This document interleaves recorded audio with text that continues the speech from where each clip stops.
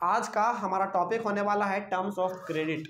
Basically terms of credit topic में हम लोग ये पढ़ने वाले हैं कि कोई भी यदि आपको लोन देता है, खास करके यदि बैंक का हम लोग बात करें तो बैंक यदि आपको लोन देता है तो क्या वो केवल आपके कहने पे लोन दे देगा?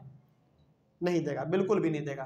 तो अब बैंक को लोन देने के लिए क्या क्या चाहिए, है ना, इसी के बारे में हम लोग बात करेंगे। यानी कि लोन लेने का क्या क्या टर्म्स है, क्या क्या हमको जमा करना पड़ता है बैंक में, है ना, उन्हीं चीज़ों के बारे में हम लोग आज बात करने वाले हैं। तो टॉपिक का नाम होने वाला है टर्म्स ऑफ क्रेडिट। बेसिकली इसमें हम लोग ये बात करने वाले हैं कि क्रेडिट लेने के लिए आपको क्या क्या देना पड़ सकता है ना। चलिए आगे बढ़ते हैं, फिर लिखते हैं, देखते हैं क्या लिखा हुआ है। लिखा हुआ पहला ना कोलेट्रल।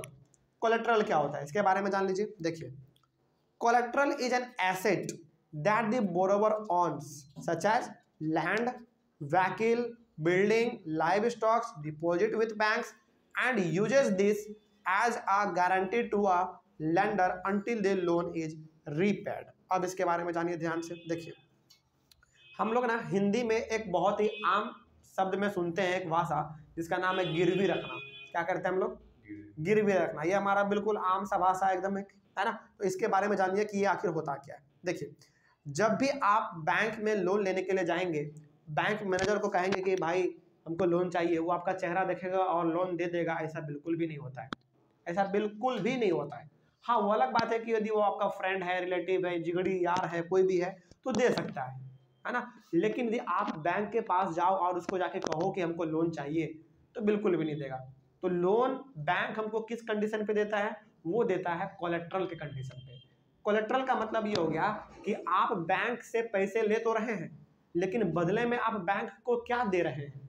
हो सकता है कि आपने 2 करोड़ रुपए बैंक से लोन ले तो लिया लेकिन आप भाग गए कहीं, तो आप किसी दूसरे कंट्री में भाग गए, तो इस सेंस में तो हमारा बैंक घाटा में चल जाएगा, है ना।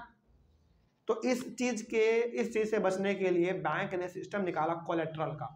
तो कोलेट्रल का मतलब होता है, हम लोग जो आम भाषा में बात करते हैं, गिरवी रखना, है ना। तो अब कोलेट्रल होता क्या है इकोनॉमिक्स के टर्म में, उसको आप ध्यान से देखिए। Collateral is an asset. पहला ही यहाँ पे बात कर दिया, ये एक एसेट है। एसेट मतलब संपत्ति। एसेट मतलब संपत्ति। तो कोलेट्रल क्या है? एक संपत्ति है।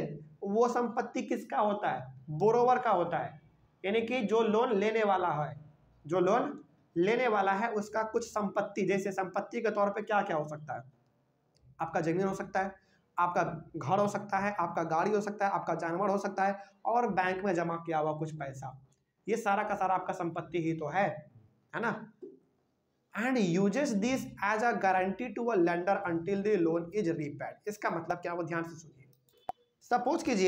सपोज कीजिए कि हमको ना बैंक से लोन लेना है, ठीक है।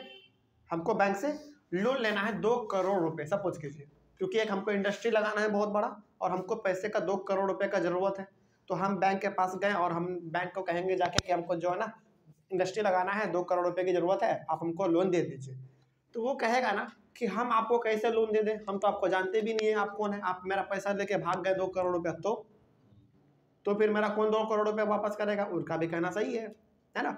तो उस सेंस में, उस सिचुएशन में बैंक वाला क्या करता है, हमसे कुछ गिरवी मांगता है, कुछ हमसे कोलेट्रल मांगता है।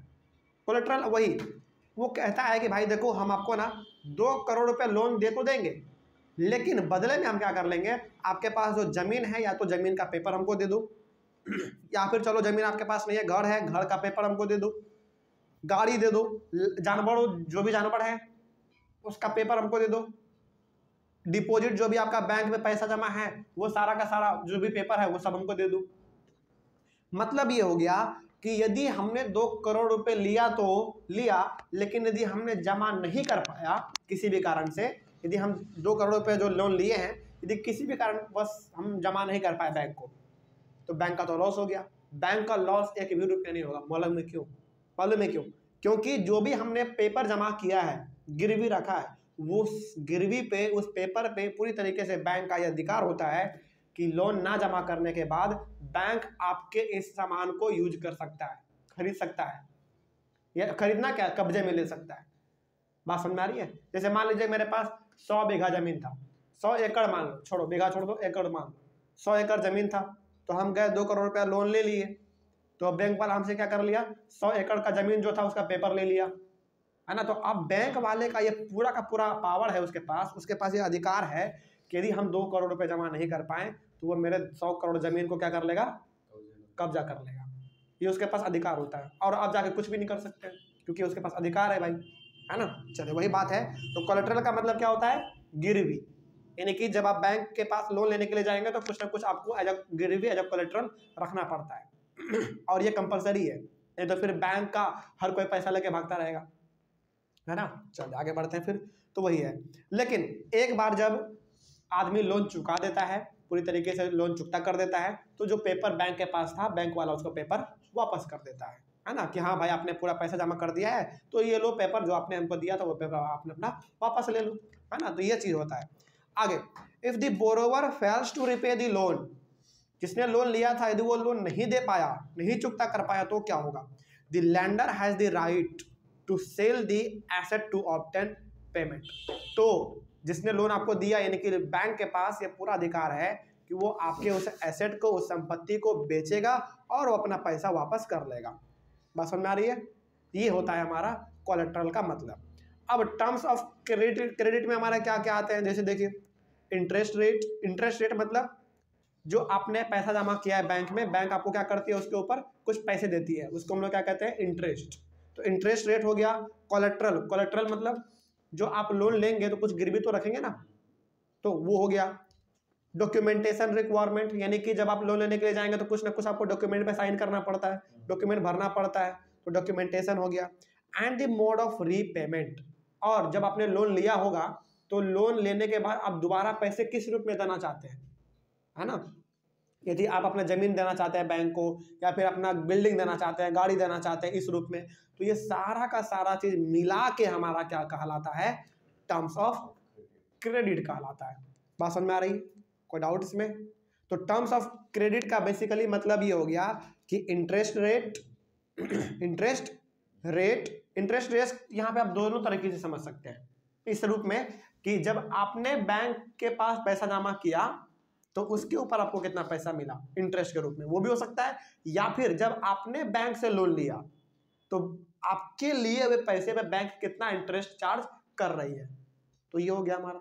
तो इंटरेस्ट रेट, आपके लिए वे लोन पे बैंक कितना % इंटरेस्ट चार्ज कर रही है, वो कोलेटरल, आपने गिरवी क्या रखा है वो चीज, डॉक्यूमेंट जितने भी आपने पेपर साइन किए हैं वो, और किस प्रकार से आप दोबारा पैसे को पे करना चाहते हैं। जो आपने लोन लिया था उसको पैसे में देना चाहते हैं, जानवर के रूप में देना चाहते हैं, या फिर आप अपना घर देना चाहते हैं, गाड़ी देना चाहते हैं, कुछ भी देना चाहते हैं।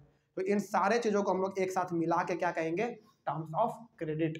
टर्म्स ऑफ क्रेडिट का मतलब ही ये होता है कि लोन लेने के लिए ना जो भी पूरा का पूरा प्रोसेस है उन सारे चीजों को हम लोग कहेंगे टर्म्स ऑफ क्रेडिट।